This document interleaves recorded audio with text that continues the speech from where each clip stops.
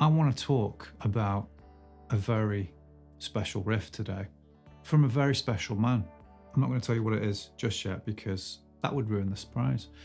But for those of you that don't know, I've been teaching Gab, that's my partner, guitar for a couple of years now, and she's getting quite good. In fact, I think my days are numbered before I start having to pay her 60 quid an hour to teach me. But we've started doing some leads and riffs, and she's graduated to picking up my electrics whenever she feels like it. Come in here. Where's the Strat? Where's the Les Paul? Oh, I'm using it. Can I have it back? No, I'm using it. What's that about? Anyway, we've been doing the intro to Wish You Were Here.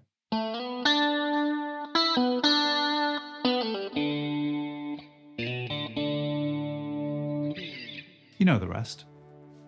And I was playing the chords. She was busting out the lead over the top, and she started crying because it was that good. I taught her that well that she was indistinguishable from Gilmore and incredibly moved, and she cried at her own playing. That is the service you're going to get with me. You're going to bring yourself to tears with how well you play stuff, okay? But we started to have a little chat about different artists, songs that we adore, and songs and like special moments within them where it's like spine tingling, hairs on the back of your ass stand up. And then I started playing this.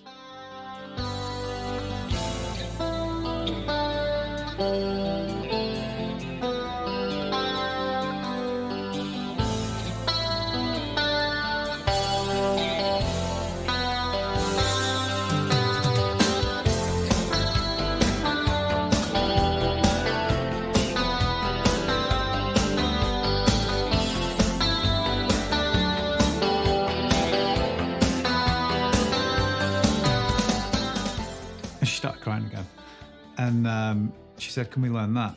And I said, "I'll make you a deal because I think you'll be fine learning that because she's done a lot of fingerstyle stuff. Obviously, Mark plays with his fingers." I said, "If you can master the Wish You Were Here intro solo within the next 2 weeks, we'll go on to that." So that's the deal. I know, I'm right tight arse. Could have just shown it there and then, but there's a plan. I remember being in the car and this came on shuffle when I first heard it, and I almost skipped it because it just kind of builds for ages, and I was like, where's this going? And then out of nowhere, this little arpeggiated riff started creeping in. I was like, oh, he's building something here. He's building something, what's going to happen? And then that little drum fill, foot to the floor to the end, it's just phenomenal. Like every time I hear it, I don't need like the Freebird solo at the end of that song to kind of feel as pumped. It's just his delivery and the intervals that he's hitting, that little kind of E minor to F ascending run he does. And it just loops. It's like A, B in terms of like there's a first way he does it, then a second way, and then they just go back to back, round and round and round. And I could listen to it all day. Speaking of listening to things all day, I'm going to shut up now because you've been listening to me all day, prattling on. I'm going to show you how I play it, and I think it's kind of close to how Mark does it. Chord-wise, we've got an F, or part of an F. I play it this way because it allows us to slide into the next chord easier. Root notes, major third, up into a G6, down to a D5 with an F sharp in the bass, E minor, F, E minor again, but you just use your middle finger on the second fret of the D, G sus4, so that's a G in the bass with a C on the B string, and then take that off, turns it back into a G major,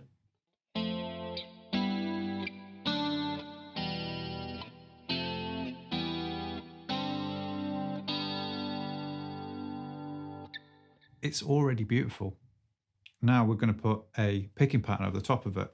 And this is the thing I've been changing this week, because I used to just pick the notes kind of very pincery like this. And it just felt a bit chaotic and random.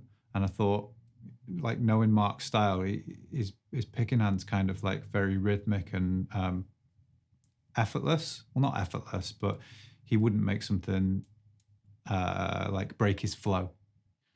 So I was like, I'm overcomplicating that. What's actually going on? And then I settled on something a little bit more like this.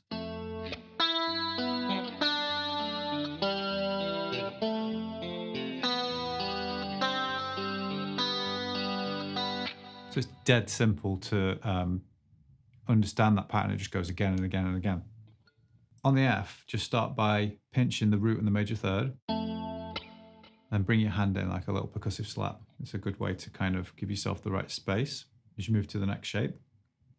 Now, when you get here, your picking pattern is going to be middle finger on the B, root note, index on the G, and then the D string. As you slide down to the D5, the F sharp, and the bass, you just do the same thing, right? It's nice to practice.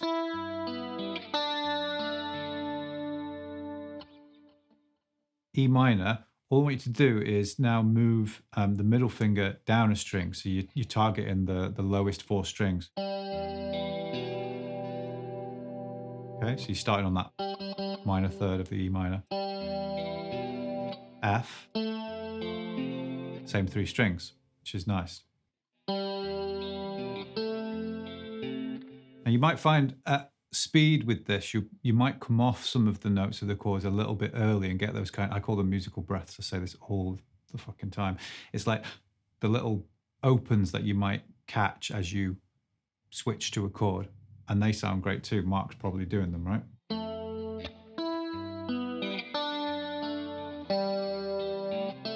There was a little open there as I changed to that F. It's fine. After the F, put that middle finger on the D string, 2nd fret, E minor. Now you can move that middle finger back up to the B string, G sus, and then just take the index finger off. If you want to ping an extra B at the top, you can do so. Now we would repeat, okay?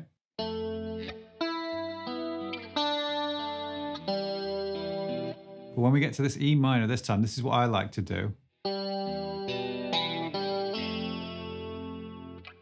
So we just change the pattern, and it reminds me of what he does in Romeo and Juliet, where he does that like kind of ripple up. You'll know the one. I've actually covered it years ago. I might clip it in.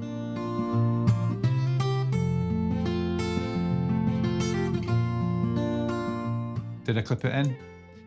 If I didn't, I just couldn't be asked, or I couldn't find it. But if I did, you've just seen what I meant. So minor third, come up the chord from the root, go thumb, thumb, index, probably a good way to do it. Hit the open G, and then hammer on the 2nd fret, but hammer on an entire F and put your thumb in the bass, because I said so. If you can there, give it a little shake. I suspect, because I can hear quite a nice controlled vibrato here, he might go like, he might just do that and let the bass player kind of take care of the low end. But I like to grab the chord. Now, when I first learnt this, I was actually putting the picking pattern in there. You can do that, but I actually don't think it's there. I feel like he just prioritizes the hammer on.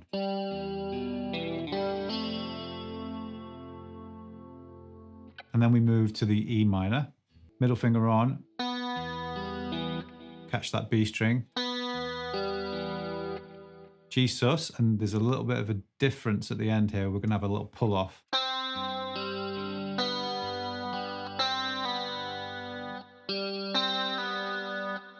We have the same picking pattern.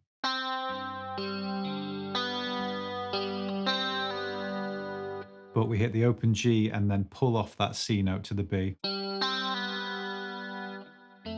Or going back to the F.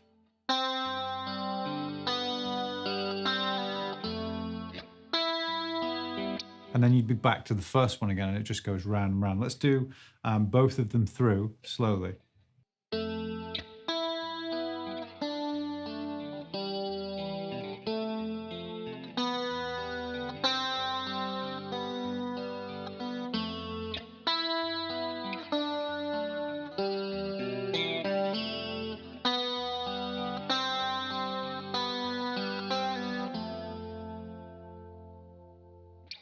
After that little E minor,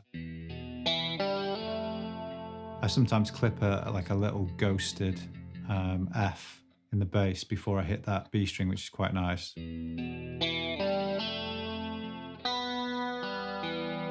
Just gives it a little like low end bounce factor, but yeah, there it is.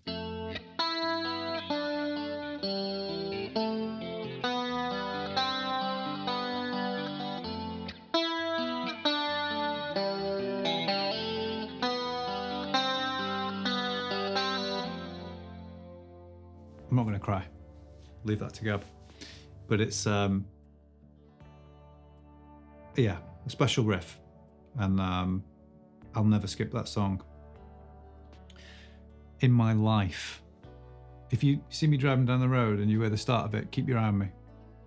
Okay, I won't skip it. And if I do, something bad's happened. Yeah, I feel like we've done that justice, and I'm happy to share that with you, and I hope it's brought you something enjoyable to practice and something frustrating to practice. Because then you can blame me. You can be like, what's he doing teaching me this riff? It's the right pain in the arse, but I've got to do it, because otherwise I'll be in trouble. What was I going to say? Yeah, if you want to tab Patreon, a little backing track, I'll annotate it. A few shit jokes, you know the score. Links up there. Phone's flying over here. And yeah, let me know if there's something equally as stunning in the comments down below that you'd like me to cover, and I'll have a look, see if I can be asked. But yeah, it has been emotional, this one. But I'm going to go now. So you have a good weekend, and I'll see you in the next one. I'm not flicking the pick today because I'm on a wireless and I feel like I can't get my hand in my back pocket. I'm not throwing anything else either, just look.